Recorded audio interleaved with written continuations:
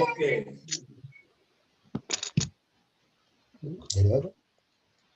હા બોલો. હા નમો વિતરાગાય નમો વિતરાગાય નમો અરિહંતાણમ નમો અરિહંતાણમ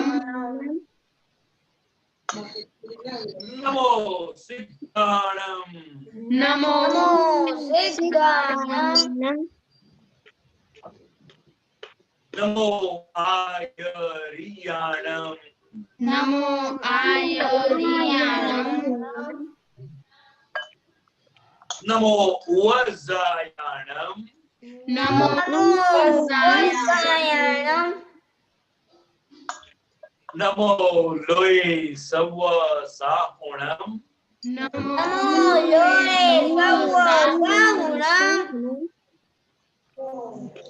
એસો પંચન મુક્કારો પંચનમુક્કારો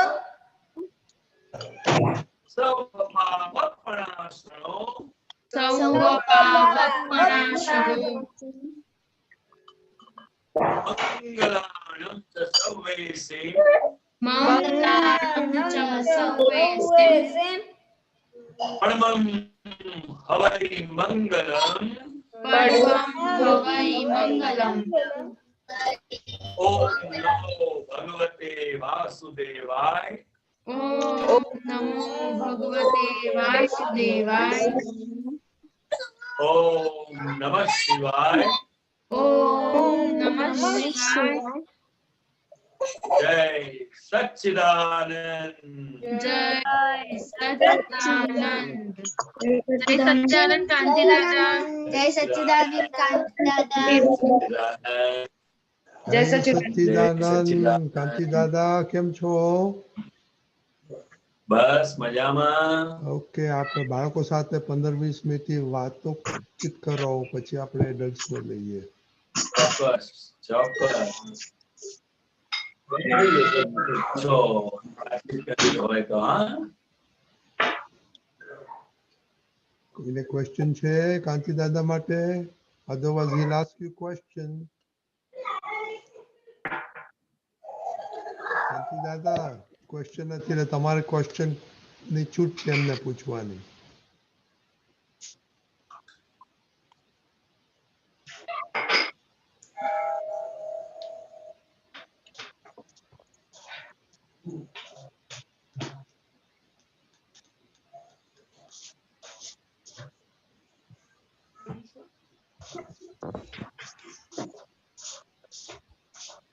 કાંતિ દાદા, હાજી. હા, તમે એમને ક્વેશ્ચન પૂછી શકો છો.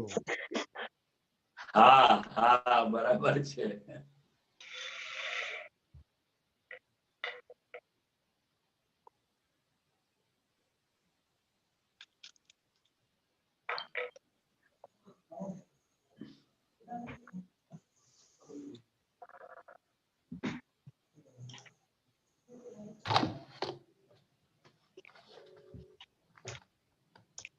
એમને લોકોને દાદાની કઈ વાતો ગમે છે, અથવા આટલી નાની ઉંમરમાં સત્સંગમાં એ લોકો રસ લે છે,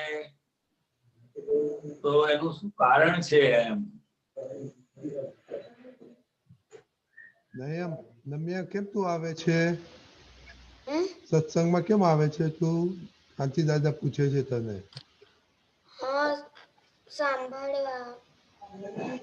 હા, સાંભળવા માટે. એ તો બહુ સારું કહેવાય, પણ તને શું ગમે છે એમાં?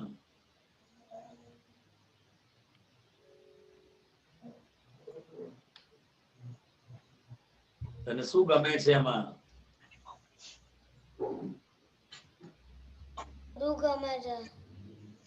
એમ કંટાળો ના આવે? સારું કહેવાય. એવમ, તને શું ગમે છે? સત્સંગ ગમે છે. એટલે સત્સંગ એટલે શું? એમ સત્સંગમાં જે શીખવાડે છે. શું શીખ્યો તું? જીવન કઈ રીતે જીવવું, આપણે દાદા ભગવાન જેવું જીવવું ને ઓકે, વેરી ગુડ. હેતવી, તું કેમ આવે Fine. સત્સંગમાં? આપણને સારું શીખવા મળે, જીવન કેવી રીતે જીવવું તેની સમજ પડે, પછી મોબાઈલ ને એવું બધું ઓછું જોવાનું. ખુશી? એમાં એમાં શું સમજ પડી અને જીવન કઈ રીતે જીવવું એટલે? હે બેટા? પત્ની? હા, જય સચ્ચિદાનંદ ક્રાંતિ દાદા. હા, જીવન કઈ રીતે જીવવું એટલે શું, એમ શું સમજ પડી તને? કે આપણા જીવનમાં દુઃખ આવે તો દુઃખને એક્સેપ્ટ કરવું, દાદા ભગવાનની હા, રીતે. બરાબર. પણ એ દુઃખ આવે તો પછી બીજાની ભૂલ નહીં જોવાની?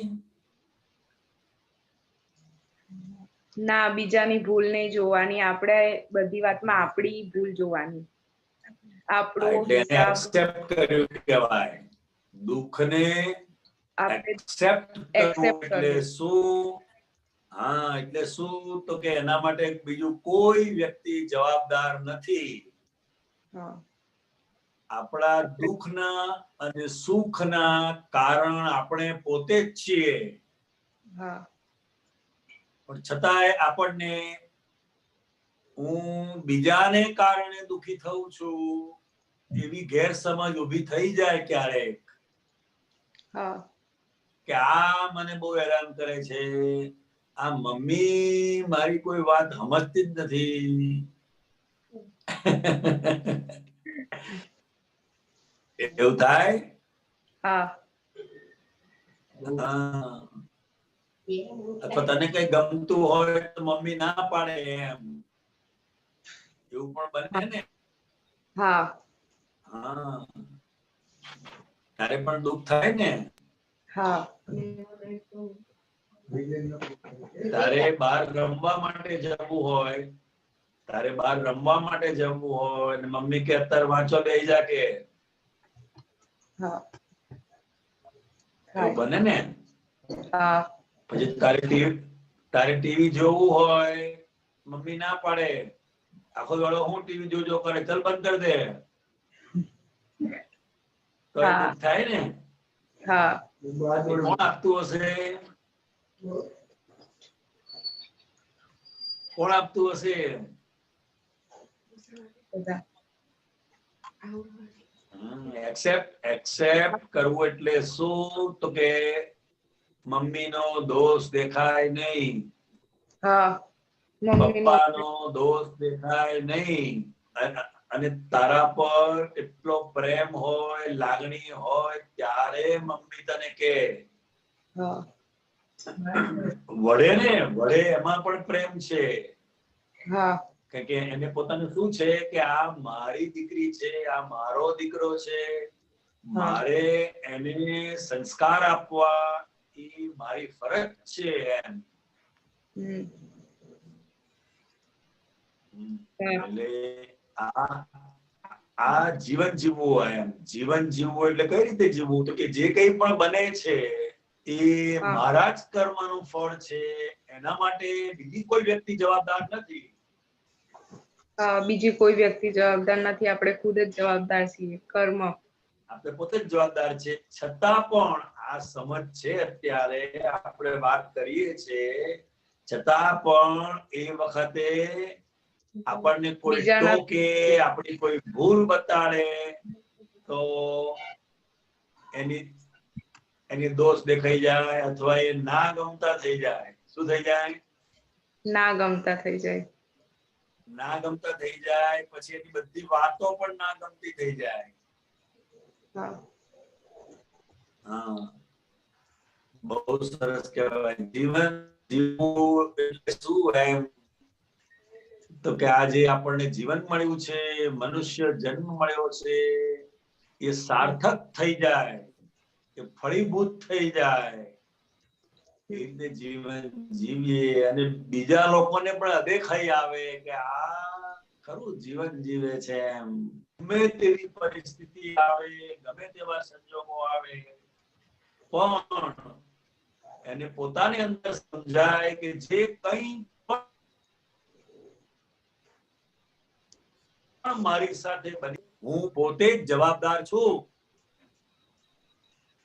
હા. એના માટે હું પોતે જ જવાબદાર છું. હા. જય સચ્ચિદાનંદ. જય સચ્ચિદાનંદ. વિધિ, તું કેમ આવે છે સત્સંગમાં? સત્સંગમાં આવીએ ને તો ચિત્ત આપણું ક્યાંય નહીં, સોરી, આપણે ખુશીની પૂછ્યું. ખુશી. જય સચ્ચિદાનંદ. જય સચ્ચિદાનંદ. એટલે આપણું ચિત્ત ક્યાંય ભટકે નહીં.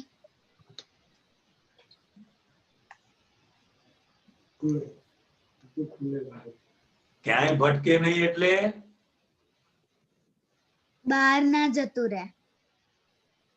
આ તો કઈ રે? સત્સંગમાં રહે. બરાબર. સારી વાતો જાણવા મળે. તો તારી મમ્મી બોલે છે એ તું બોલે છે.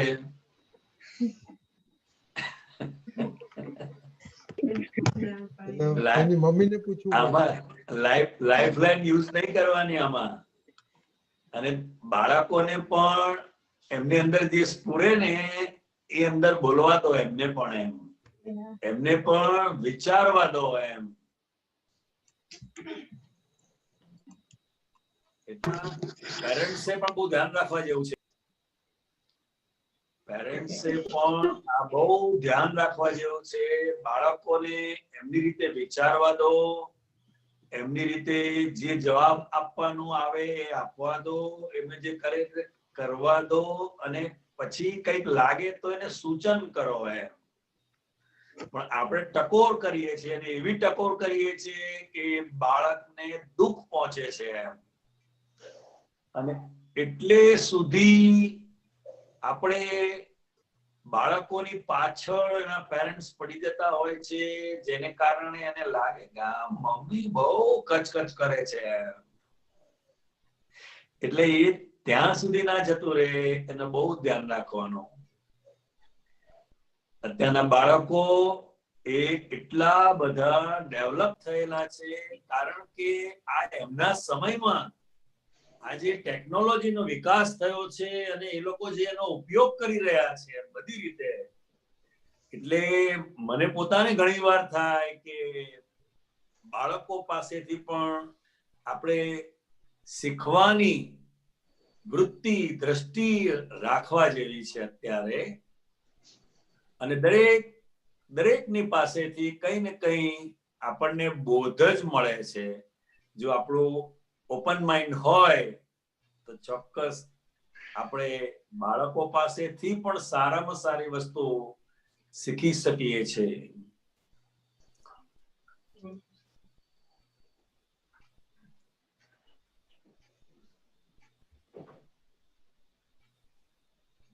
તારક, તું કેમ સત્સંગમાં આવે છે?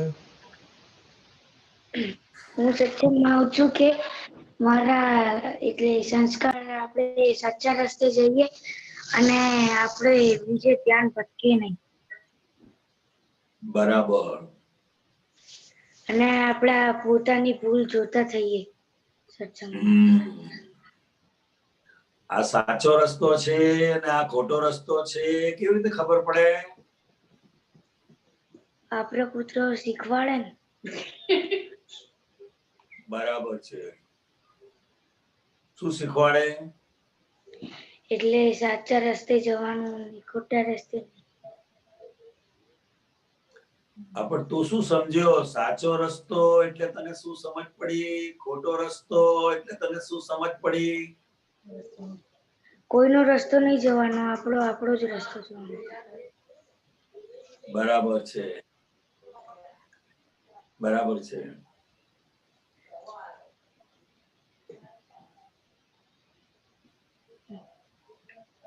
તો કયા ધોરણમાં ભણે છે અત્યારે?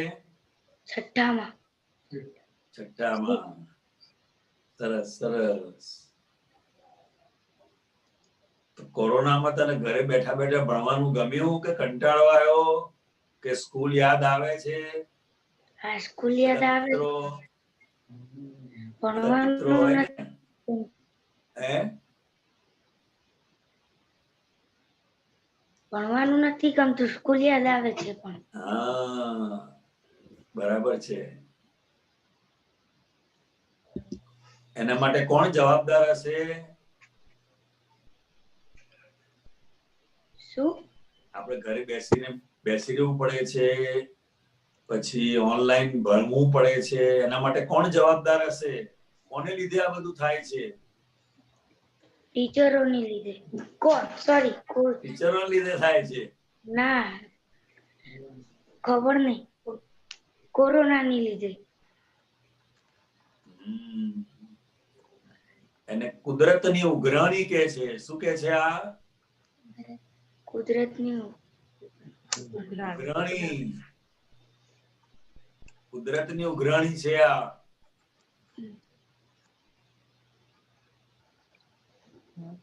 હા. એટલે ભણવાનું નથી ગમતું કાંતિ દાદા? એવું? હા, થોડીક આળસ આવે છે ભણવામાં. આળસ આવી જાય? રમવાનું ગમે પણ ભણવામાં આળસ આવી જાય. આળસ આવી જાય. આ ઉંમર જ એવી છે. તારી જે ઉંમર છે ને, અને અત્યારનું જે ભણતર છે એટલું બધું બોજા વાળું છે. બોજો લાગે. એને એન્જોયમેન્ટ નથી લાગતી. બર્ડન લાગે, બર્ડન. હા, એટલે અંદર કંટાળો આવે.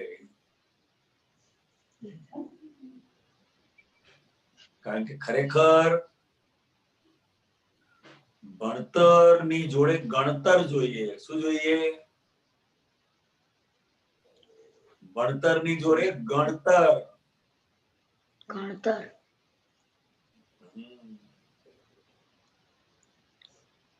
અને ઘડતર થાય પછી એનું ઘડતર થાય એટલે એને પ્રેક્ટિકલ વસ્તુ શું છે? પુસ્તકની અંદર જે લખેલું છે એ તો ટીચર વાંચી જાય અથવા તમને સમજાવી દે, પણ એની અંદર કોઈ પણ લેસન હોય, એ લેસન નો મોરલ એટલે એનો બોધ શું છે, એમાંથી આપણે શું શીખવાનું છે, અને આ વસ્તુ આપણા જીવનમાં કઈ રીતે ઉપયોગી છે, એ વસ્તુ સમજવાની જરૂર છે.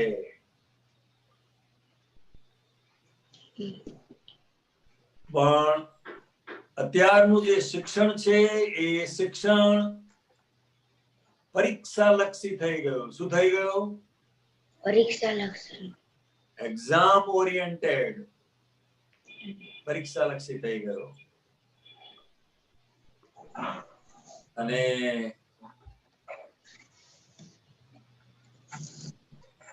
બધી બહુ જવાબદારી વાળું છે બધું આ. પણ તારે ભણવાની ઈચ્છા ખરી? હા, અંદરથી ઈચ્છા ખરી. બસ, તારે રમવાનું રમજે, એનો વાંધો નથી, પણ આપણે તું જ્યારે પણ વાંચવા બેસે ત્યારે દાદા ભગવાન પાસે શક્તિ માંગજે. તો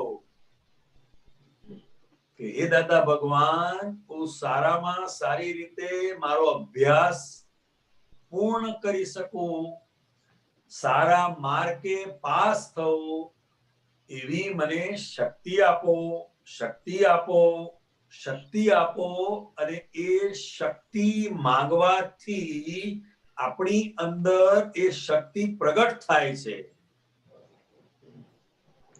આપણે કોઈ પણ શક્તિ દાદા ભગવાન પાસે માંગી શકાય છે, અને એ આપણને મળે છે, અને એનો આપણને અનુભવ થશે.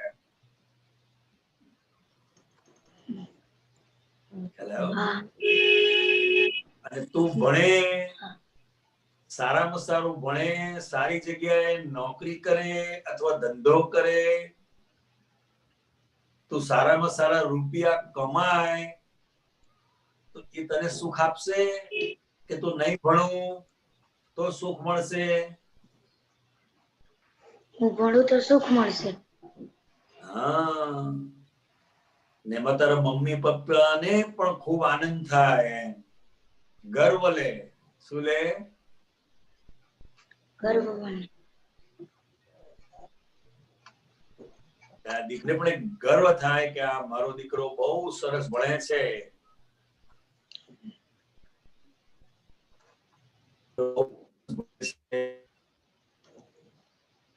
કેરિયર બની જાય, શું બની જાય?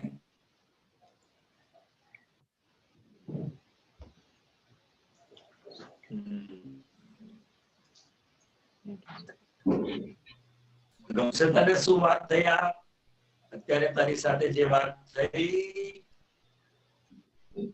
હા થઈ. તને ગમશે? હા ગમશે. તને ગમશે ને? હા. રમવાનું પણ ખરું અને બરાબર ભણવામાં પણ ધ્યાન આપવાનું.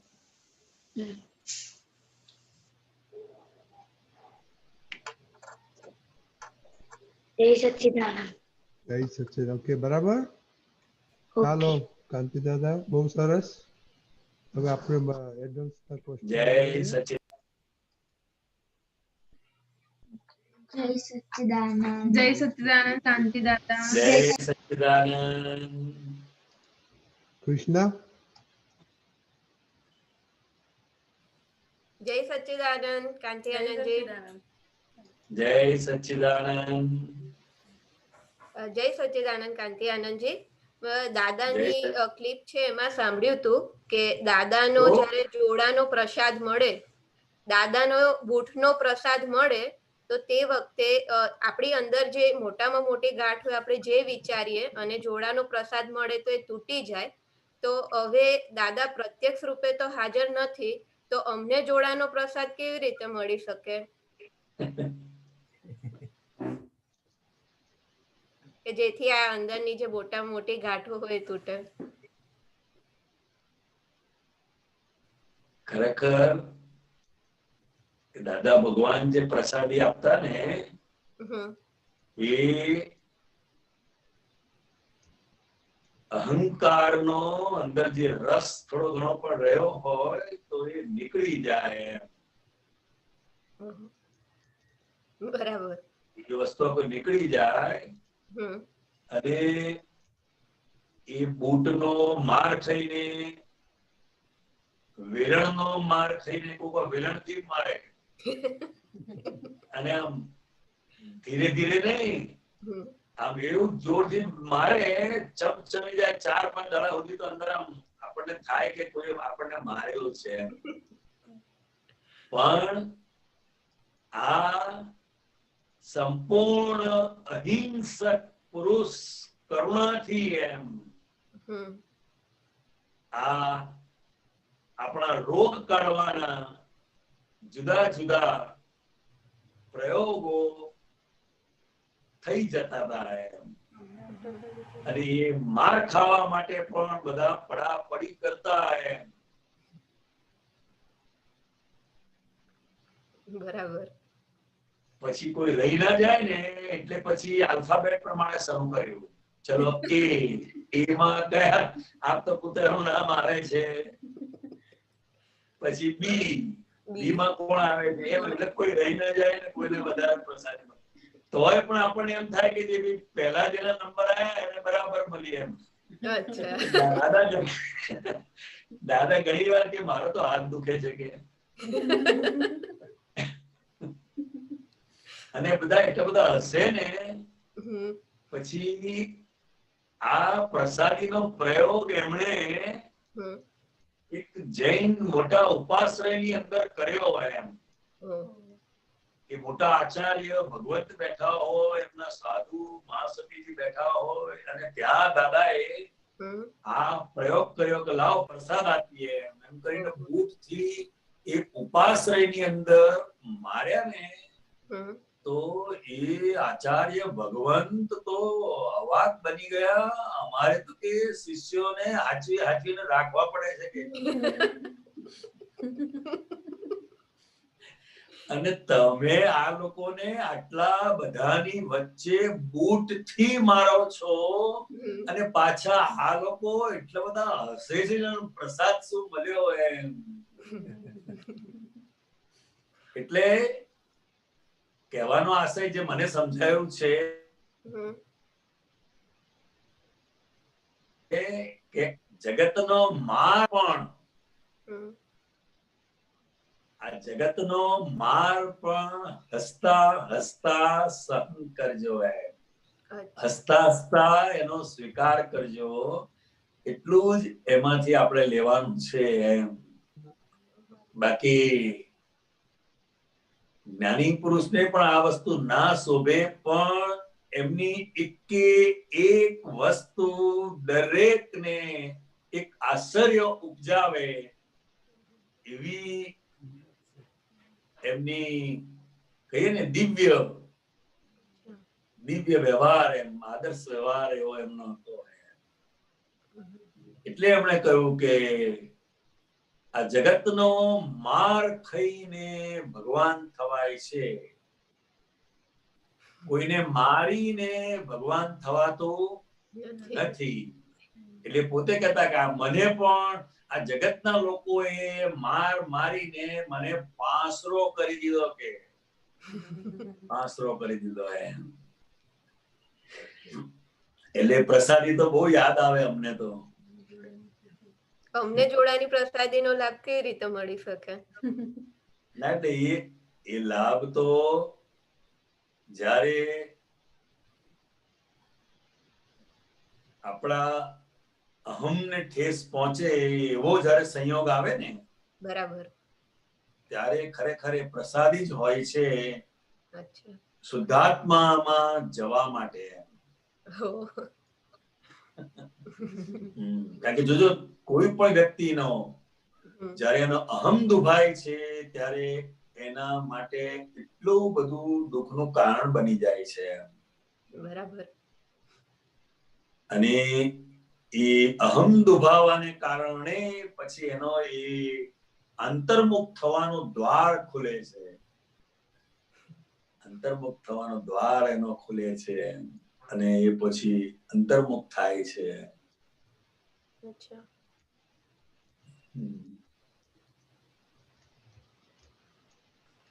એટલે જે સંજોગો આવે છે એ જ અમારા માટે પ્રસાદી છે. હા, જે સંજોગો આવે છે એ જ આપણા માટે પ્રસાદી છે. પ્રસાદી એટલે શું? તો કે એને હસતા મોઢે સ્વીકાર કરો. બસ એના માટે આપણે જ જવાબદાર છે. એ એક સમજ બહુ મોટી કામ કરે એમ.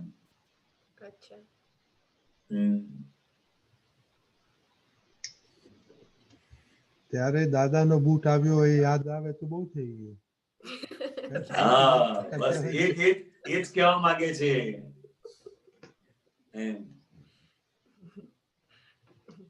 કૃષ્ણને બહુ પ્રોબ્લેમ નથી થતો એટલે બહુ વાર બૂટની જરૂર ના પડે એને. બધું ગુડી ગુડી જ મળ્યું છે. ના, બધું પૂછીને બહુ પાકું કરી લે એવી છે.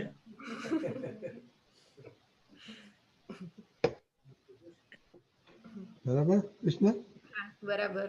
હા, જય સચ્ચિદાનંદ. જય સચ્ચિદાનંદ કાત્યાયન. જય સચ્ચિદાનંદ. હવે નોંધ રાખજો તને કેટલી વાર બૂટ મળે છે દાદાના ડેઈલી. હા, શ્યોર.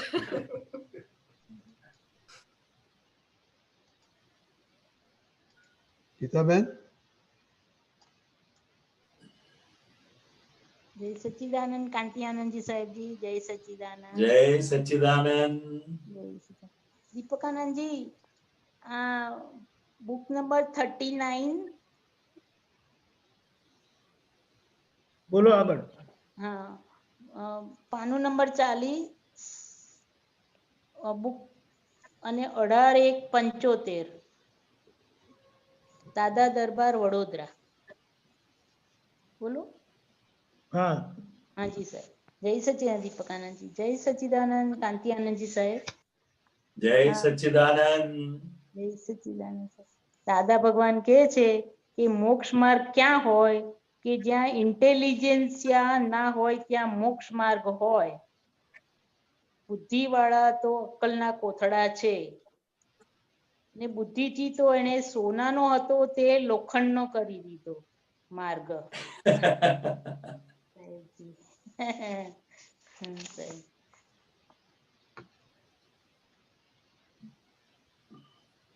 એટલે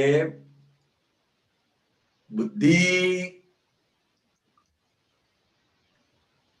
મોક્ષ માર્ગ એ હાર્ટ માટે છે. શેના માટે છે? હાર્ટ માટે છે.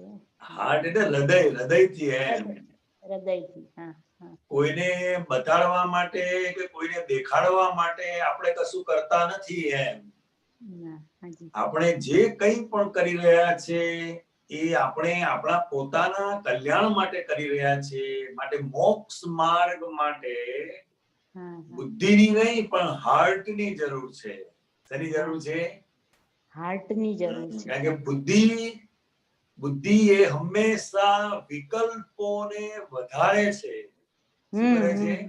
વિકલ્પોને વધારે છે સાહેબ. બરોબર. હા. અને જ્યાં હાર્ટેલી વસ્તુ છે, હાજી. હાર્ટેલી એટલે આમ પોતાના માટે એમ. પોતાના માટે. હવે ફરી વાંચો. મોક્ષ માર્ગ. મોક્ષ માર્ગ ક્યાં હોય કે જ્યાં કે જ્યાં ઇન્ટેલિજન્સિયા ના હોય ત્યાં મોક્ષ માર્ગ હોય. હા, એટલે જ્યાં બુદ્ધિશાળીઓ ના હોય એમ. જ્યાં બુદ્ધિશાળીઓ ના હોય ત્યાં આ મોક્ષ માર્ગ હોય. બુદ્ધિ થી જે કંઈ પણ જાણવામાં આવે છે એ અહંકારી જ્ઞાન છે. અહંકારી જ્ઞાન છે. હાજી સર. શાસ્ત્રો વાંચે એમાં પાછું વાંચે એટલું નહીં, અને મોડે કરી નાખે, અને પોખી નાખે, અને પાછા શાસ્ત્રાર્થમાં પડે મને કોઈ હરાઈ ના દે એમ એવામાં પડે એ બુદ્ધિ. એટલે એ ઇન્ટેલિજન્સિયા કહેવાય, બુદ્ધિ એમ. બુદ્ધિના અક્કલના કોથળા એવું જ એનું. અક્કલના કોથળા એટલે કોથળાનું કશું ના આવે. એવું જ જાય ને તો 4 આના આવે નહીં. હા સાહેબ.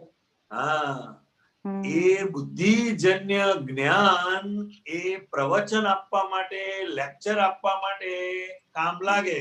પણ જ્યારે પોતાના જીવનની અંદર જ્યારે પ્રશ્નો આવે ને, પોતાની લાઈફની અંદર, ત્યારે એમાંનું કોઈ વસ્તુ એને સોલ્યુશન માટે કામ લાગે નહીં.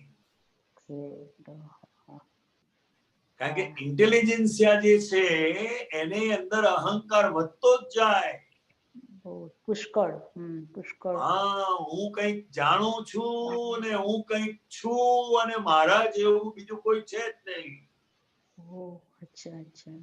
આ રોગ અંદર પેસી જાય. એટલે કેફ ચડે. સાદા શબ્દોમાં શું કહેવાય?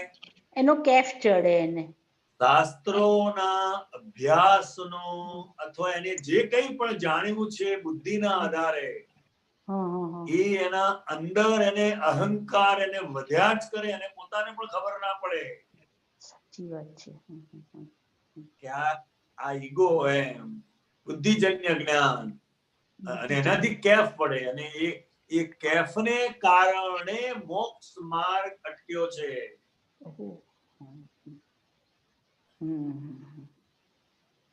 શબ્દો બધા બહુ તમને ડેકોરેટિવ લાગે, સાંભળવાની પણ મજા આવે, બધી ડિસિપ્લિન પણ બહુ દેખાય, પણ એ હાર્ટીલી નથી. શું છે? હાર્ટીલી નથી. એટલે એમાં શોમેનશિપ બહુ હોય. શોમેનશિપ. જ્યારે જ્ઞાન મોક્ષ માર્ગ એ હાર્ટ માટે છે. હાર્ટીલી આપણે જેટલા હાર્ટીલી થઈએ, જેટલા ઓપન થઈએ અને આપણા પોતાના જ જ્ઞાનની વૃદ્ધિ માટે સ્વાધ્યાય થાય ત્યારે એ મોક્ષ માર્ગે છે એવું કહેવાય. આ સાંભળીને બીજાને સમજાવવા માટે નહીં, પણ આ સાંભળીને મારે પોતે સમજવા માટે. મારે પોતે સમજવા માટે સમજમાં લેવાનું છે, પોતે જ સમજવા. તો એમાં સાહેબજી એ જે કેફ છે એ કેફ તો જ્ઞાની પુરુષ સિવાય કોઈ જ એનો ઉતારી ના શકે. કે જ્યારે એને ના ઉતારી શકે, ના ઉતારી શકે. એને કોણ વળે? કોઈ નહીં. કોણ વળે? ના, અને વળનાર જ. અને વળે ને તો એ સાંભળે નહીં કોઈનું. હો ના સાંભળે. હમકો ક્યાં હમકો ક્યાં એવો કેફ હોય. એમાં સાહેબ એમાં દાદા ભગવાન કે છે ને કે બુદ્ધિ થી એ સોનાનો હતો તે લોખંડનો થઈ ગયો. આ તો થઈ જ જાય. સોનાનો હતો તે લોખંડનો થઈ ગયો. એમાં લોખંડનો થઈ ગયો એટલે વિકલ્પો વધ્યા. વિકલ્પો વધ્યા એમ. આમ છે ને ભાઈ 1 કલાકમાં તો મોક્ષ થતો હોય એમ. એવું બોલે પાછો આપણને. એવું બોલે એમ. આ તો સંસારી વિશે છે કે અમે તો સાધુ છે, અમે સાધુઓ સંસારી પાસેથી જ્ઞાન ના લઈએ કે એવું બોલે.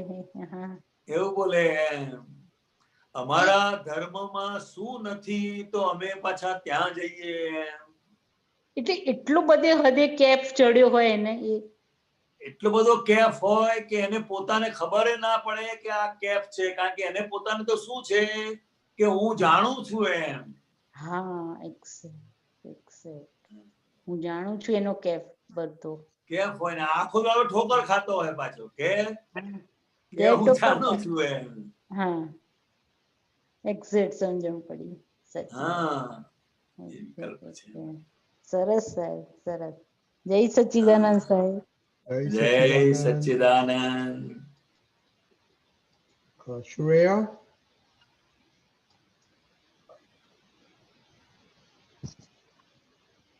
બોલો શ્રેયા.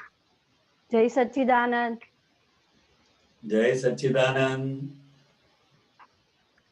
આપણે ફાઇલોનો સંભાવે નિકાલની વાત કરીએ છીએ તો આપણે ફાઇલોના સંભાવે નિકાલમાં સામેવાળી વ્યક્તિ કે બીજાની જ વાત કરીએ છીએ, પણ પહેલું તો ફાઇલ નંબર 1 એટલે આપણે પણ સંભાવે નિકાલ કરવાનો છે.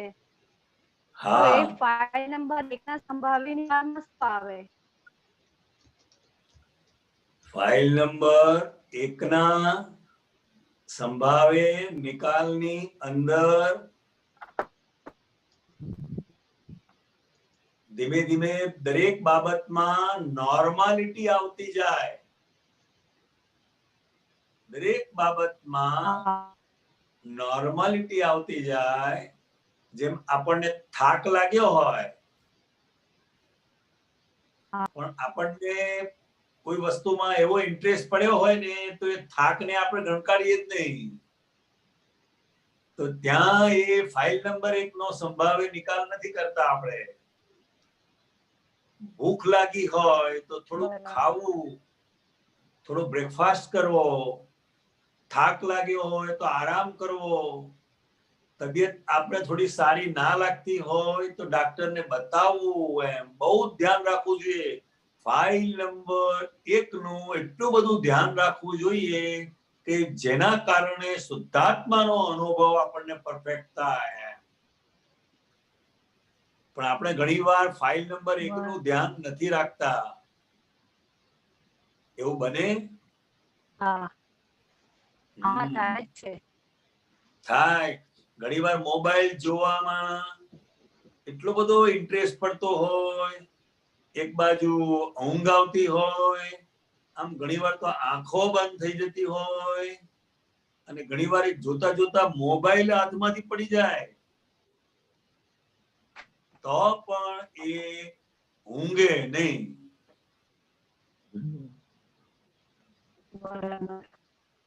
પછી આપણને બાથરૂમ લાગી હોય પણ આપણને સત્સંગમાં બેસવાની સારી જગ્યા મળી હોય તો આપણે ઊભા ના થઈએ. એટલે કહેવાનો આશય શું છે કે ધર્મના નામે, તપના નામે, ત્યાગના નામે આપણે ફાઇલ નંબર 1 ને એટલું બધું કષ્ટ આપીએ છે અને એને જ આપણે ધર્મ માનીએ છીએ પાછા. એટલે આ બહુ મોટી વસ્તુ છે. એટલે ફાઇલનો સંભાવે નિકાલ એ આપણને સહજ બનાવે છે. શું બનાવે છે? સહજ બનાવે છે. પણ પછી ફાઇલ નંબર, હા બોલ. ફાઇલ નંબર 1 માં મન, બુદ્ધિ, ચિત્ત, અહંકાર પણ આવે ને? આ બધું આવે. શુદ્ધાત્મા સિવાય બાકી જે રહ્યો આખો ભાગ એ બધો ફાઇલ નંબર 1 ની અંદર આવે. અને ફાઇલ નંબર 1 નો સંભાવે નિકાલ થયો તો એ સામે બીજી ફાઇલ નો પણ થઈ જાય. બરાબર. તો એમાં શું આવે? એ મન, બુદ્ધિ, ચિત્ત, અહંકારમાં? હમણાં ઉભી કરો. મન, બુદ્ધિ, ચિત્ત, અહંકારમાં આવે એટલે એ પણ ફાઇલ કહેવાય ને? એ ફાઇલ નો સંભાવે એ પણ ફાઇલ કહેવાય. એટલે મનની અંદર ઘણીક વાર ઊભું થાય.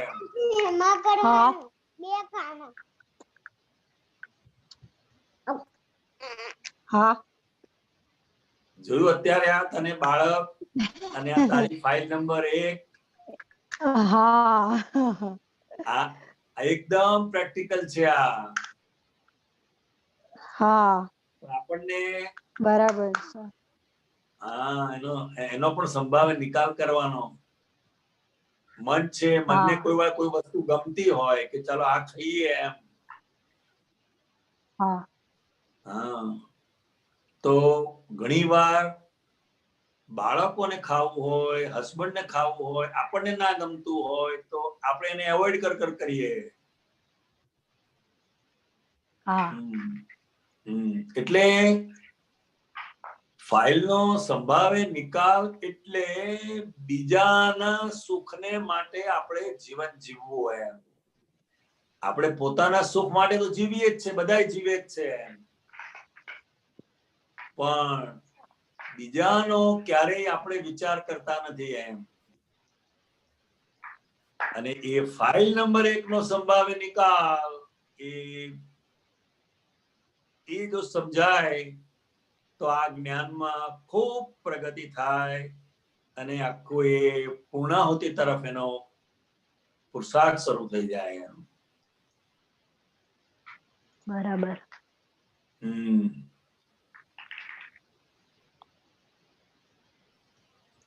આમ જ્ઞાન પામ્યા એટલે આમ મૂંજી જેવું જીવન ના થઈ જવું જોઈએ કે આ નહીં ને આ નહીં ને આ નહીં ને આમ નહીં. કઈ નહીં. જે વખતે જે સંયોગ આવ્યો, જે સમયે,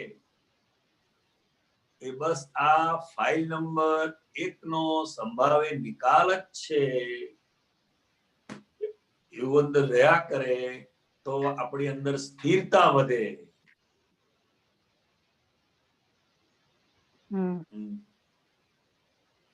એનું પ્રમાણ છે. શરૂઆતમાં જ્ઞાન લીધું ત્યારે શરૂઆતમાં એવું જ થઈ ગયેલું, પેલું મૂજી જેવું જીવન જીવતા હોય ને, પાછળથી પછી ધીમે ધીમે સમજાયું કે એવું નહીં. આ તો બાહ્ય જીવન અને આંતરિક જીવન પણ એટલું બધું આનંદમય, એટલું બધું ઉલ્લાસમય જીવાય એમ કે આપણને જોઈને બીજાને ચિંતા થાય કે આપણે ચિંતા કેમ થતી નથી એમ. સાચી વાત છે. હા, એટલું બધું ઉલ્લાસિત હોય એમ. બરાબર. બરાબર છે. હા, હા, જય સચ્ચિદાનંદ. જય સચ્ચિદાનંદ. જય સચ્ચિદાનંદ. અંકિમભાઈ,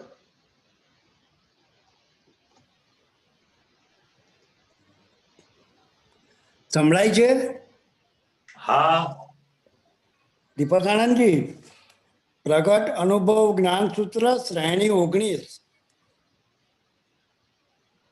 એનું સૂત્ર નંબર 345. જય સચ્ચિદાનંદ કાંતિ આનંદજી સાહેબ. જય સચ્ચિદાનંદ. આગળના જે પ્રશ્ન હતો ને સંભાવ્ય નિકાલ, એના લિંકમાં જ આ સૂત્ર છે. બહુ સરસ. સંભાવ્ય નિકાલ થાય કે કરવો પડે, તો કહે કે કરવો પડે, કારણ કે બધાની વ્યવહાર સત્તા આપણને માન્ય હોય પણ કે ના પણ હોય, છતાં માન્ય કરવી જ પડે છે. કોઈ છૂટકો જ નથી, કોઈનું ચાલે નહીં. આ છૂટકો નથી એટલો શબ્દ જો સમજાય તો કોઈની પણ વ્યવહાર સત્તા તમને બોધર નહીં કરે. જાઓ. આપણે જ્યાં ને ત્યાં વાંધા વચકા ઉઠાવનારાઓ છીએ એમ. ફાઇલનો સંભાવે નિકાલ બોધર કેમ કરે છે? ના, એટલે ઘણી વખત એવું આવ્યું છે કે સંભાવે નિકાલ કરવાનો ફક્ત ભાવ જ કરવાનો, કરવા નથી જવાનું. હા, કરવા નથી જવાનું, પણ છૂટકો નથી. હા, ઓકે. શું કહેવા માંગે છે? છૂટકો નથી એમ. હા, બરાબર છે, રાઈટ. આ છૂટકો નથી એ શબ્દ મૂક્યો છે, બરાબર. એ બહુ મોટી વસ્તુ છે. બરાબર. કરવો પડે એમ. શું કે છે? કરવો પડે. સંભાવે નિકાલ થાય કે કરવો પડે, તો કહે કરવો પડે, કારણ કે બધાની વ્યવહાર સત્તા આપણને માન્ય હોય કે ના પણ હોય, છતાં માન્ય કરવી જ પડે છે. કોઈ છૂટકો નથી, કોઈનું ચાલે નહીં. આ છૂટકો નથી એટલો શબ્દ જો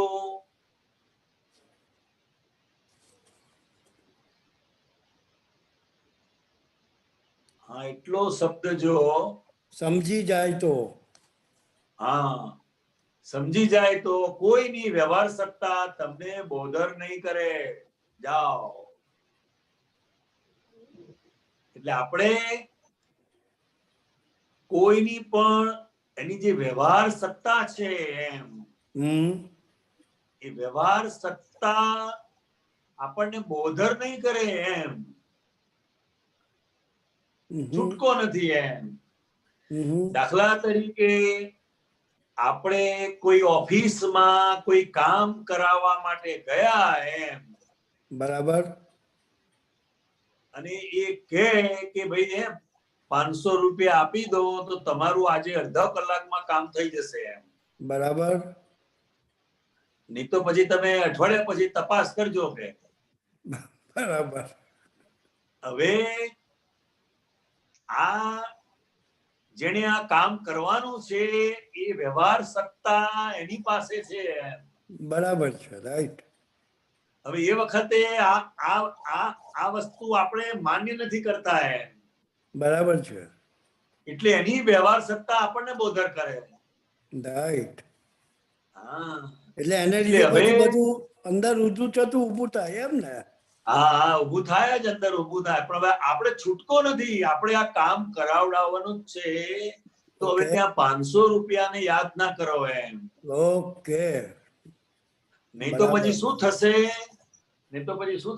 તમારી બુદ્ધિ અંદર વિચારશે કે આ આજે તો ધક્કો થયો, ફરી પાછા 500 રૂપિયા તો આવા જવાના જ થશે એમ.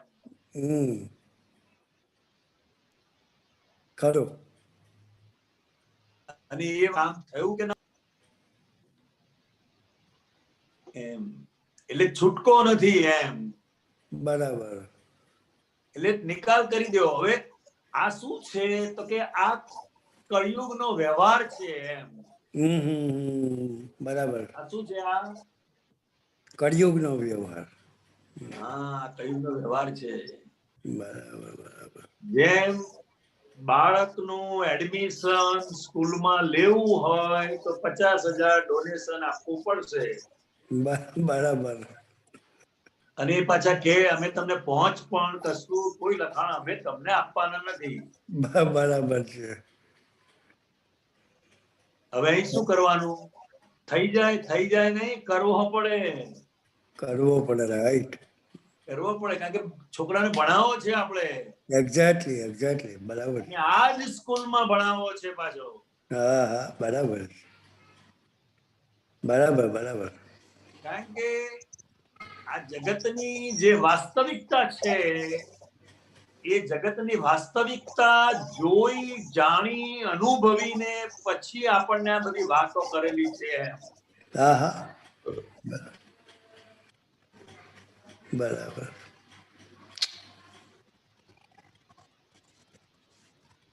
જય સચ્ચિદાનંદ. હાજી. હા.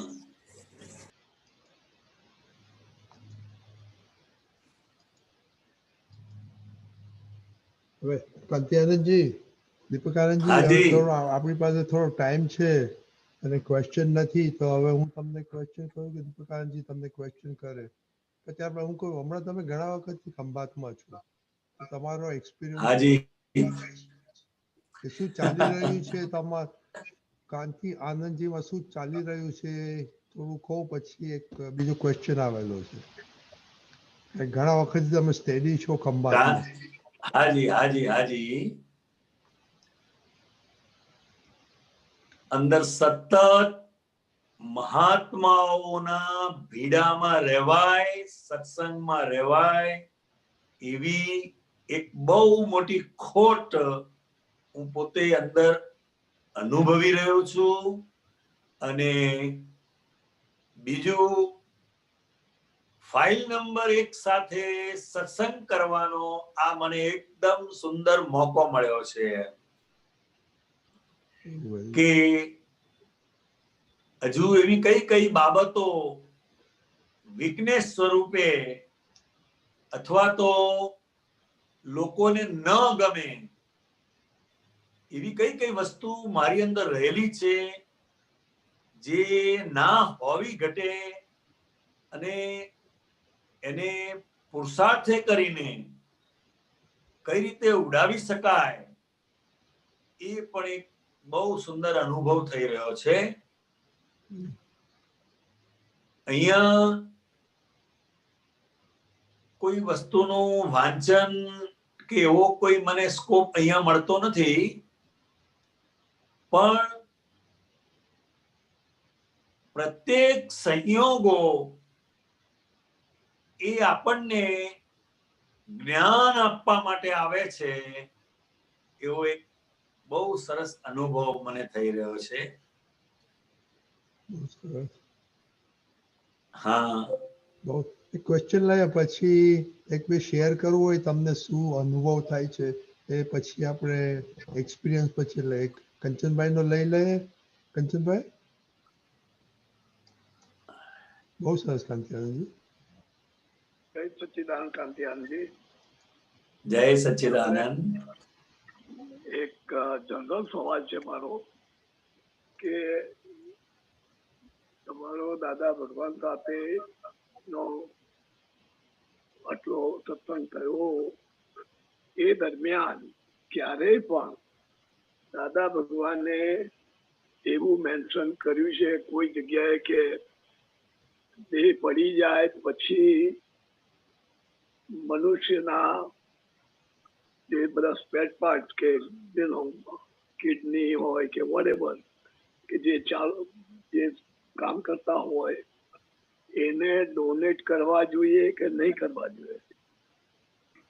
અહીંયા બીજાને કામ લાગે, બીજા માણસની લાઈફ બનતી હોય તો આપણે મરી ગયા પછી એ પાર્ટનો આપણે એમને લેવા દેવા જોઈએ કે નહીં લેવા જોઈએ? કારણ કે દ્રષ્ટિ મળ્યા પછી આ દેહને એ ચૂંટે એવું બરાબર છે કે નહીં? એવી કોઈ જગ્યાએ દાદા ભગવાને સ્પષ્ટતા કરી છે?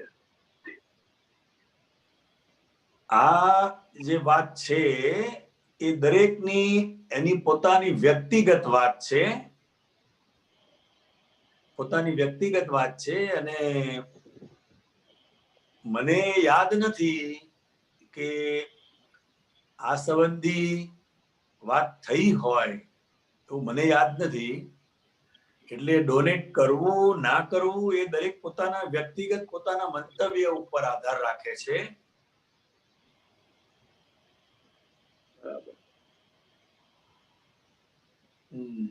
દીપકાનંદજી, તમને કોઈ ખબર છે? કારણ કે જ્ઞાની પુરુષનું કેવું હોય, કોઈ પણ બાબતમાં એમનો કોઈ ઓપિનિયન ના હોય. આ બહુ આપણે સમજવાની જરૂર છે. એમ એ તો સામેવાળી વ્યક્તિને એવું હોય કે મારે ડોનેટ કરવું છે તો એ કહે કે તમે ડોનેટ કરો હોય, અને સામેવાળી વ્યક્તિને એવું હોય કે મારે ડોનેટ કરવાની અંદરથી આવતું નથી તો કે તમે એમ કરો હોય.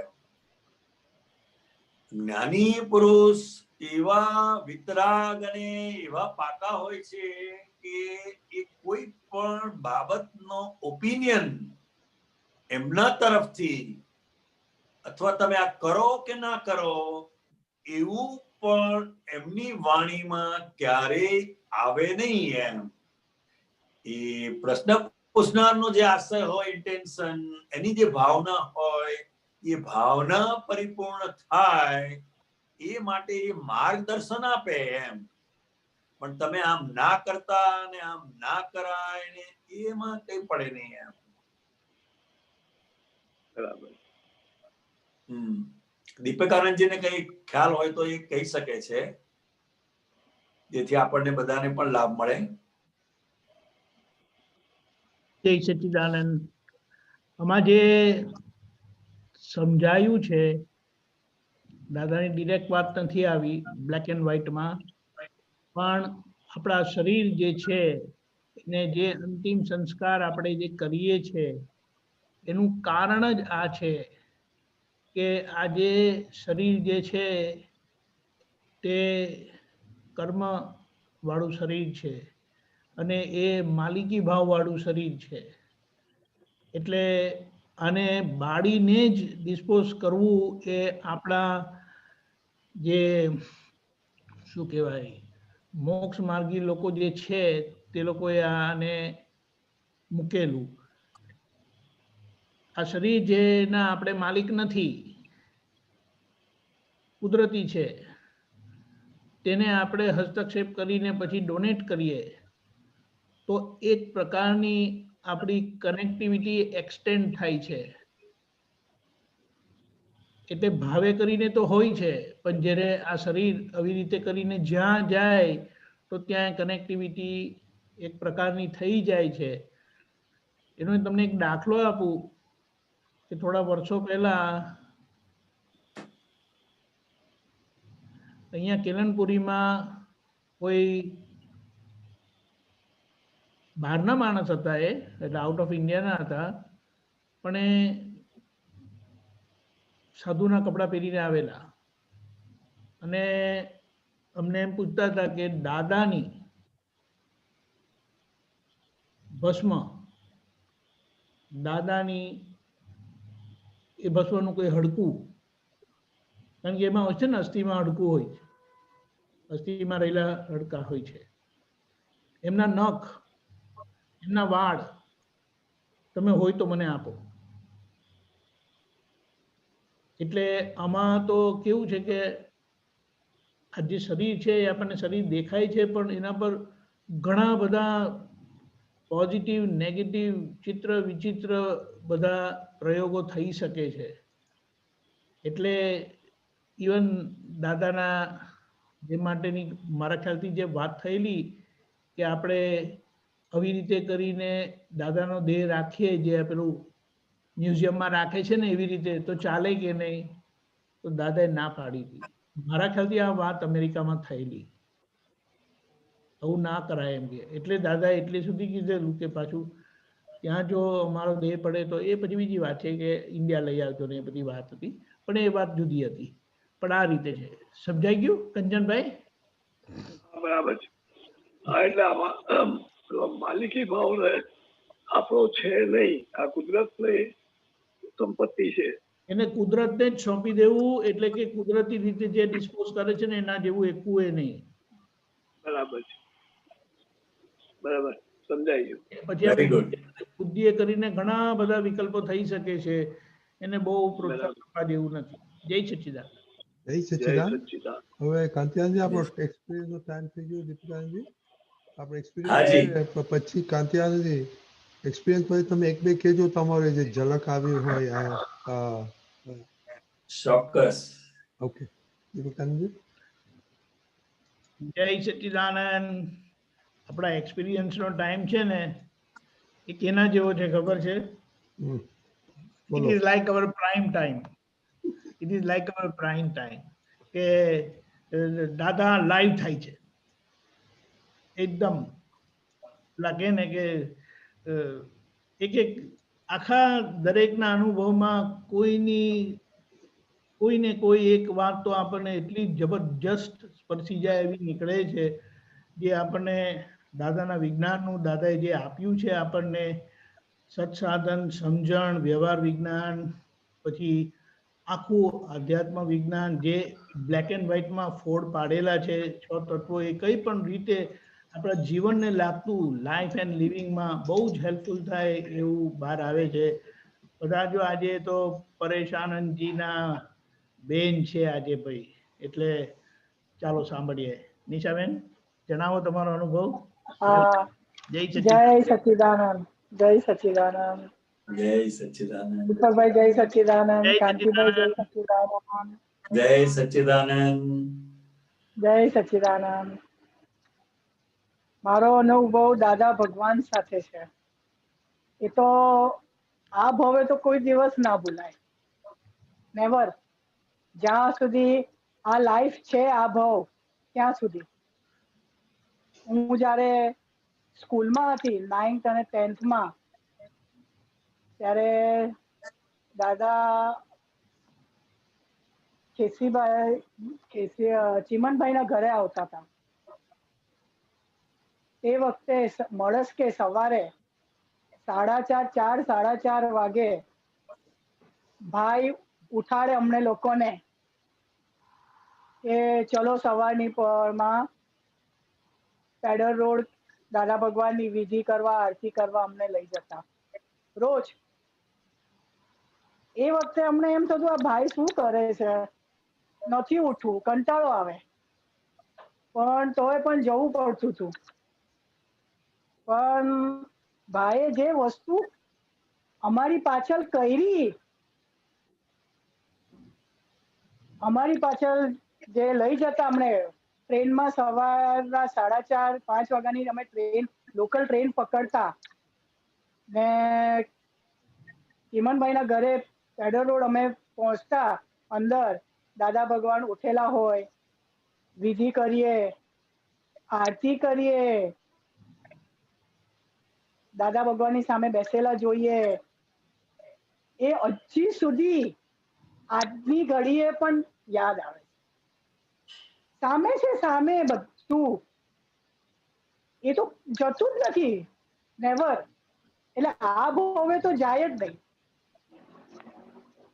ને દાદા બ્રશ કરે, માથું ઓરે, પછી થોડી ચા પીએ, પછી એ ચા મહાત્માઓને આપે.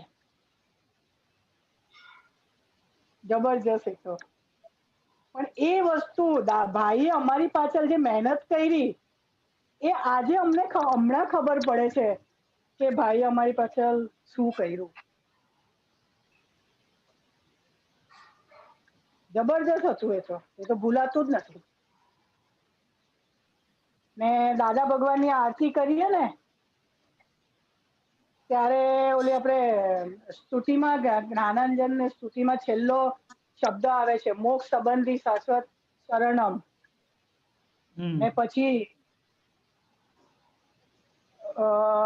શરીર છતાંય અશરીર ભાવે એ જે 3 લીટી છે દાદા ભગવાને નમસ્કાર કરું છું તો દાદા ભગવાન જે 10-15 મહાત્માઓ હતા છે આમ હાથ ફેરવે બધાની ઉપર. ઓ માય ગોડ, એ તો આજની ઘડીએ પણ આપણે રોજ આરતી કરીએ ને મને તો ઓલવેઝ એક એ દેખાય ઓલવેઝ આ હિમનભાઈ ત્યાં પેરેરોનો એક આ અનુભવ એ મારો કોઈ દિવસ ભૂલાતો નથી અને ઓલ ક્રેડિટ ગોઝ ટુ ભાઈ. કેટલી અમે સ્કૂલના વખતના 9th-10th માં હતા અમે. પછી બીજો અનુભવ એવો કે જયારે નાલંદામાં ખેતસીભાઈની ત્યાં ગઈ હતી હું, ત્યાં દાદા ભગવાન કશે જતા હતા તો અમે બહાર ઉભા હતા લિફ્ટની બાજુમાં. ખેતસીભાઈની ત્યાં લિફ્ટ બહુ નાની હતી તો લિફ્ટની અંદર દાદા ભગવાન ગયા અને મારો ચાન્સ લાગી ગયો ને હું દાદાની બાજુમાં 5 ઇંચનો પણ ગેપ નહીં બાજુમાં ઊભી હતી. બસ અમે લિફ્ટમાં દાદા ને હું. એવું કે મારું દિમાગ જ બંધ થઈ ગયું કે હું શું કરું, દાદા સાથે શું વાત કરું, કે વાકી વળીને બેસાડું મારા પીઠ પર, કશું જ નહીં. એટલો દાદાનો તાપ લાગતો હતો. એ વખતે ખબર નહોતી પડી. એ વખતે અંદરથી એમ થતું હતું ત્યારે જલ્દી ગ્રાઉન્ડ ફ્લોર આવે ને હું બહાર નીકળી જાઉં. કોઈ જ નહીં. એ અનુભવ તો એ પણ જબરજસ્ત મારો. એ આ અનુભવ મેં બધા સાથે આ વખતે this is the first time Deepakbhai કે આ મેં શેર કર્યો. કરેક્ટ. ને તો હું આ 30 વર્ષમાં કોઈ સાથે શેર ના કરું દીપકભાઈ. એ તો તમારો પર્સનલ કહેવાય ને. Yes yes personal. યસ. એ જે આપણે કહીએ ને. હા યસ યસ ધેટ ઓનલી. એ ખેતસીભાઈ જે ફ્લોર હતો I don't know that I don't remember કે 10 કે 4th ફ્લોર કે ગ્રાઉન્ડ ફ્લોર થી. જબરજસ્ત માય ગોડ. તાપ લાગતો તો મને કે હું ક્યારે બહાર જાઉં, હું શું બોલું દાદા સાથે. લિટરલી શિવર થતી હતી એ વખતે. એ મને હમણાં અહેસાસ થાય છે. આ એજમાં અહેસાસ થાય છે ને આ એજમાં ખબર પડી કે દાદા ભગવાનની આરતી ને વિધિ કરવાથી શું લાભ મળ્યો છે. જ્ઞાન કેવી રીતના ખીલે છે દિવસો ને વર્ષો જઈને એના પછી. ને દાદા કોઈ દિવસ પણ વિધિ કર્યા વગર હું તો ગઈ જ નથી. ને એક અનુભવ તો એવો છે કે મને મમ્મીએ કીધું કે તું આ ખાસ બોલજે, પણ મેં કીધું મમ્મી મને તો આ બોલતા શરમ આવે છે. કે નહીં કઈ વાંધો નહીં બોલવાનું. એ હું આ શેર કરું છું. દાદા સાથે મમ્મી પપ્પા લઈ ગયા, ભાઈ લઈ ગયા. મમ્મીએ દાદાને એમ કીધું કે મારા માથામાં જુઓ પડતી હતી, બહુ જુઓ પડતી હતી, જતી જ નહોતી મારા માથામાંથી. તો મમ્મીએ આ વાત દાદાને કહી તો દાદા કે ચાલ વિધિ કરી લે. તો મેં વિધિ કરી ઓન ધી સ્પોટ. હું કશે પણ જાઉં ને તો મારા હાથ માથામાં આમ ખજવારે. બહુ દવા કરી હતી, બહુ મમ્મીએ બધું કર્યું પણ જુઓ નહોતી જતી. દાદાને વાત કરી કે આના માથામાંથી જુઓ નથી જતી. વિધિ કરી, ઘરે આવી, મારા માથામાં એક જૂ નહીં. મારું આખું માથું જુઓથી જ ભરેલું હોય.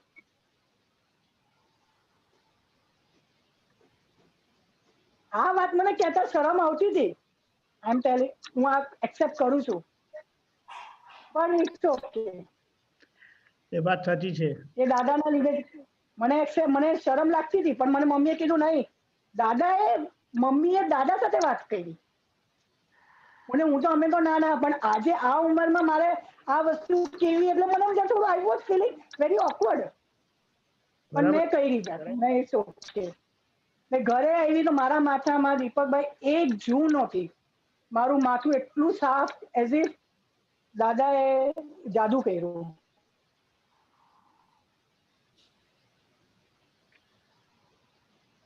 ને ચોથો અનુભવ તો હમણાંનો છે, થોડો એટલે 2-3 વર્ષ પહેલાનો અનુભવ છે. ઘરમાં એક બોક્સ હતું ક્રોકરીનું. એ ક્રોકરીનું બોક્સ ક્રોકરી કાઢીને બોક્સ ફાટેલું હતું. એ ક્રોકરીનું બોક્સ મેં કચરામાં લઈ લીધું. તો જે સાઈડનું પુઠ્ઠું હોય ને પુઠ્ઠું એ ફાટી ગયું હતું. તો મેં હું તો કચરો સવારથી સાંજ સુધી નાખતી હતી અંદર કચરો. તો એ નાખતી હતી ને કચરો તો સાઈડમાંથી અચાનક એ જે પુઠ્ઠું ફાટેલું હોય ને એને કચરામાંથી એક પ્લાસ્ટિકની થેલી મળી. મેં વાકી વળીને જોયું કે આ શું છે પ્લાસ્ટિકની થેલી. તો નાની અમથી પ્લાસ્ટિકની થેલીમાં પૈસા હતા.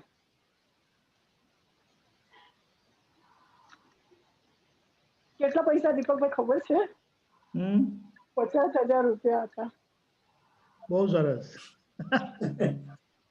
આખો દિવસ ગયો, આખો દિવસ.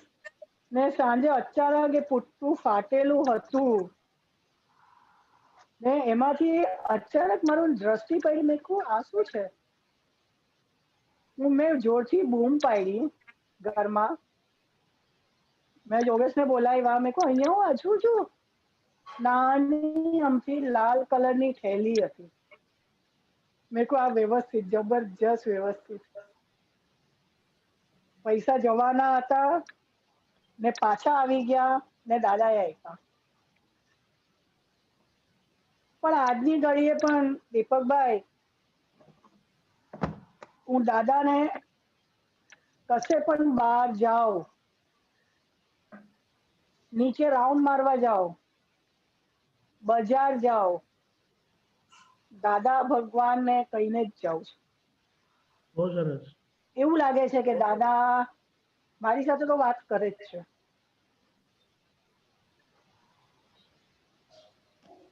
કશે પણ જાઓ, દાદા હું આમ જાઉં છું, બજાર જાઉં તોય પણ દાદાને પ્રાર્થના કરીને જાઓ કે દાદા બજાર જાઉં છું, મારી સાથે રહેજો. આવી રીતના બધે કશે પણ. કપડા લેવા જાઓ તોય પણ દાદાને કહીને જાઓ કે દાદા કપડા લેવા જાઉં છું, બહુ વધારે ખર્ચો ના થાય એવું મારી સાથે રહેજો દાદા, ધ્યાન રાખજો. રોજ એની ટાઈમ એટલે કશે પણ આપણે બહાર જવાનું એટલે દાદા સાથે પ્રાર્થના કરીને જ જવાનું.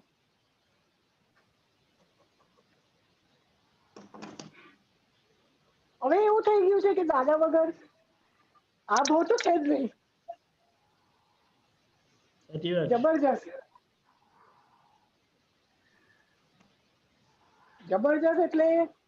એટલે આખો દિવસ દાદા રે, આખો દિવસ. સાચી વાત છે. કઈ પણ થાય ને ઘરમાં તો હું તો એમ જ કહી દઉં, અરે શાંતિ રાખો, દાદા કરશે, બધું વ્યવસ્થિત થશે,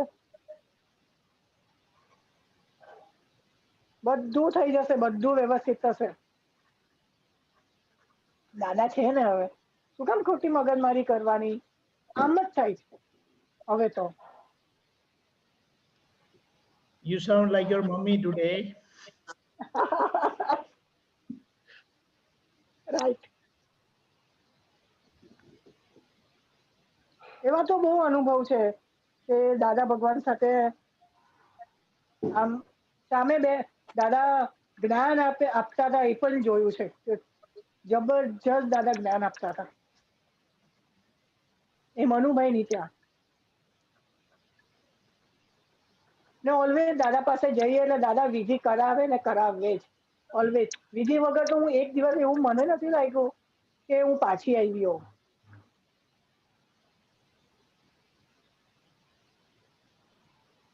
આ છે મારો અનુભવ દીપકભાઈ. સરસ. જય સચ્ચિદાનંદ. જય સચ્ચિદાનંદ. બહુ ઉત્તમ ભક્તિ. અને જે નાનપણમાં જે અનુભવ થયો, અને ભલે દાદા જોડે આપણે બહુ બ્રીફ મોમેન્ટ મળેલા હોય, સાથે રહેવાના, જોવાના, પણ એ જે અંદર આખા જે સ્થાપના થઈ ગઈ છે ને, એ બહુ લાભકારી છે. એને કે જો તમે જ કહો છો કે લાઈફ ટાઈમ ભૂલાય એવા નથી, પણ જ્ઞાન તો જ્ઞાન જ છે, પણ એમની જે આખી વ્યવહારની પ્યોરિટી હતી ને, એ આપણને સ્પર્શી જાય છે. અને મોટામાં મોટું જે છે ને, બેનોને એક નેચરલ ગિફ્ટ હોય છે, એનું સિક્સ સેન્સ કુદરતી, એ નેચરનું છે. અને એ જ્યાં આવા પ્યોર પુરુષ જુએ ને, તો એ છે કારણ કે જે આપણે કહીએ છીએ શરીર, પણ આ શરીર છે ને એ લાઈવ વસ્તુ છે. અને પેલા કહે ને કે અનંત અવતારથી આ શરીર પર અહંકારે કરીને કેટલા પ્રયોગ થયેલા છે, પોતાથી અને લોકોએ પણ. કારણ કે આપણે કહીએ તો હું તો ખાલી જોઉં છું, અરે જોવાતું નથી ખાલી, એ જોવામાં તો કંઈક વેતરી નાખેલું હોય. હવે આપણે વિચાર કરો કે એ બધા પ્રયોગોને દાદાએ વિધિ કરીને એ જે બધો કચરો ભેગો થયેલો ને, તે કંઈ કાઢ્યો. અને જ્યાં પેલા જૂની વાત કરી ને, આ કાળના રોગ એવા છે ને, જે આપણે કંઈ સમજણ પડે એવા નથી, મગજમાં આવે એવા નથી, પણ એ દાદાને આર પાર દેખાય, અને એ આપણને કેમના કાઢી નાખે ને. પણ મમ્મીનું કુદરતી બોલવાનું થવું, એ ટાઈમ આવ્યો, અને દાદાનું યોગ બળ કામ કરી ગયું. એટલે બહુ વાત સાચી છે. એટલે આ વિધિ માટે તો આપણે એટલા માટે જે લોકોએ આ વિધિ જે સામાન્ય જે આ સત્સાધન અને આપણી નિશ્ચય વ્યવહાર ચરણ વિધિ જે આપેલી છે, એ આ 8-9 મહિનાના લોકડાઉનમાં જે રેગ્યુલરલી થઈ છે, જેમની નહોતી થતી એ થવા માંડી છે, એ વિધિથી જ આખો ફેર પડ્યો છે. અને વિધિ માટે એમ કીધું છે કે અવશ્ય કરવા જેવી વસ્તુ હોય તો આ વિધિ છે. અને તમારી ગોઠવણી બહુ સારી છે. ઘરની બહાર જાઓ એટલે દાદા જોડે એક વાર્તાલાપ થઈ જ જાય, સાથે રહેજો. એ બહુ જ જાગૃતિ ભરી, ભક્તિમય, પણ બહુ ઉપયોગમય, તમને એલર્ટ જ રાખે. અને દાદા કે મને યાદ કરે એટલે મારી જવાબદારી થઈ જાય, મારે સાથે જ રહેવું પડે. અને એ આપણને બધાને અનુભવ છે. એટલે દાદાએ કીધું તમે નહીં રાખો તો હું રહું, કારણ કે હું બધાની અંદર પેસી જ ગયેલો છું. પણ જો આ ગોઠવણી સાથે એવું હોય તો આપણને એમની પ્રત્યક્ષતાનો સ્વાદ આવે. અને પ્રત્યક્ષતાનો સ્વાદ એટલે કોઈ પણ વસ્તુ બને એની અસર નથી આપણને. અને બહુ સરસ, છોકરાઓ બી તમારા બહુ સારા છે. વાત સાચી છે. એટલે આ તો છોકરાઓ પણ બહાર જાય, એમણે પણ એવું જ કીધું છે. મેં કહ્યું નહીં, પહેલા દાદાને પ્રાર્થના કરો, ત્રિમંત્ર બોલો, પછી બહાર જાઓ, એના વગર જવાનું નહીં. બરાબર છે. અને આ મધર તરફથી જે અમુક વસ્તુ આવતી હોય છે ને, તે કોન્શિયસલી કે કોન્શિયસલી કે સબકોન્શિયસલી એ બહુ સારું ઘર કરેલું હોય, અને એ કોઈ ને કોઈ રીતે હેલ્પફુલ થાય છે. કારણ કે મધરની વાત જ જુદી છે. એ એમનું જે વાત્સલ્ય છે ને છોકરાઓ માટે, અને એવું વાત્સલ્ય દાદાનું બધા માટે જીવ માત્ર. અને જે એમની પાસે આયા છે, એમની પાસે એમનું શરણ લીધું છે, એમને સમર્પિત થયા છે, એમને તો શું વાત કરવી. અને ભાઈની તો વાત જ થાય એમ નથી કોઈ રીતે. જે ઉપાડીને પકડીને પેલું કહે ને વાળ ખેંચીને પણ લઈ ગયા, પણ આજે હવે થાય કે બહુ સારું થયું બાપા, એમણે જો આગ્રહ ના કર્યો તો અમે હુતા જ રહેત. સાચી વાત છે. સાચી છે. બહુ જ્ઞાન હવે ઉઈગું છે, 30 વર્ષ પછી ઉઈગું બધું. કરેક્ટ.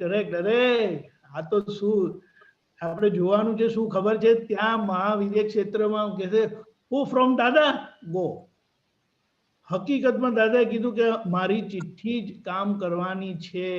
આજે સિક્કો વાગ્યો છે ને, એ જેવો તેવો નથી. અને એના માટે દાદાએ ખાતરીપૂર્વક કીધું આ એક ભવ છે બેન, આ ભવ આજ્ઞા કરીને સાચવી લો, ફાઇલોનો સંભાળ નિકાલ કરો, પછી આગળ હું તમારી જોડે જ છું એમ કે હમણાં જોડે છે, પણ હમણાં જે આજનો માલ છે ને આપણો બધો એ આગળનો અજ્ઞાનમાં ભરેલો માલ છે અને એ દાદાને પૂછીને નથી ભરેલો.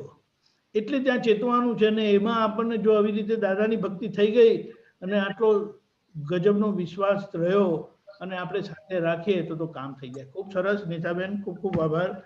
હમણાં લગી ખબર નહોતી. હા દીપકભાઈ, જય સચ્ચિદાનંદ. જય સચ્ચિદાનંદ, જય સચ્ચિદાનંદ.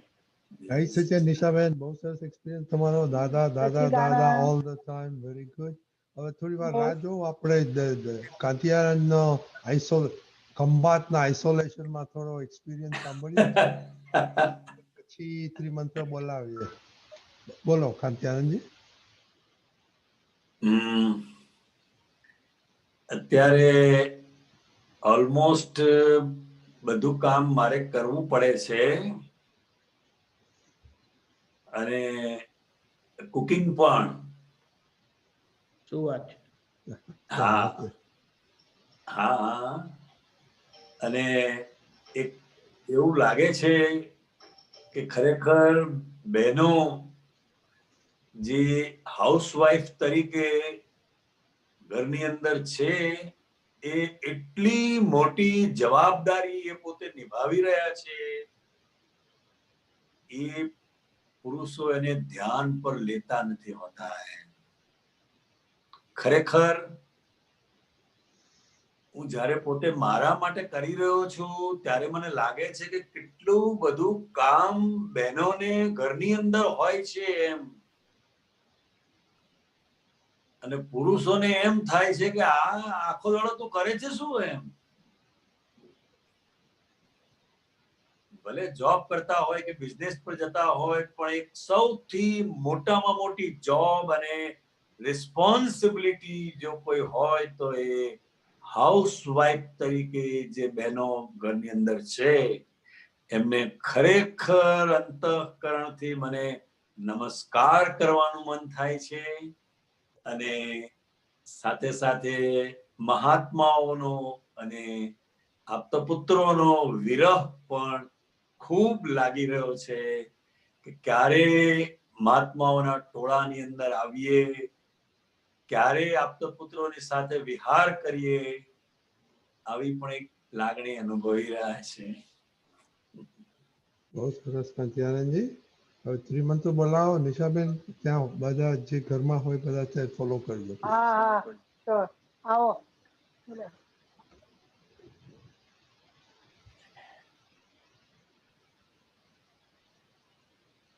નમો અરિહંતાણમ, નમો અરિહંતાણમ, નમો સીતાણમ,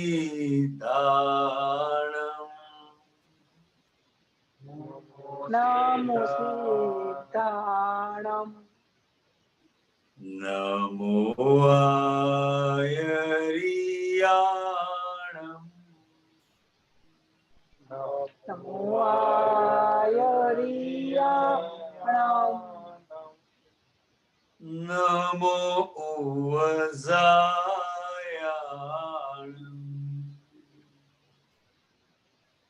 નમો ઉવઝાયાણમ, નમો લોય સવસાઓણમ, નમો લોય સવસાહૂણમ, એસો પંચણ મુક્કારો, એસો પંચન મુક્કારો, સવ પાવપણાસણો, સવ પાવપણાસણો,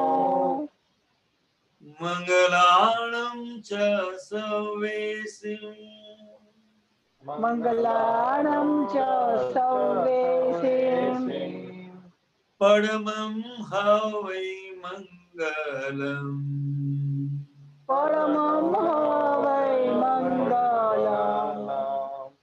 ઓમ નમો ભગવતે વાસુદેવાય. ઓમ नमो भगवते वासुदेवाय।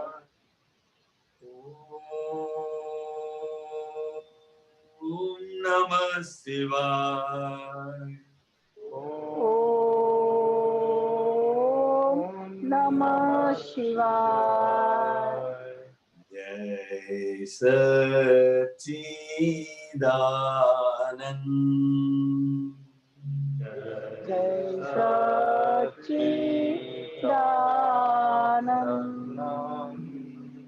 जय सच्चिदानंद। जय सच्चिदानंद।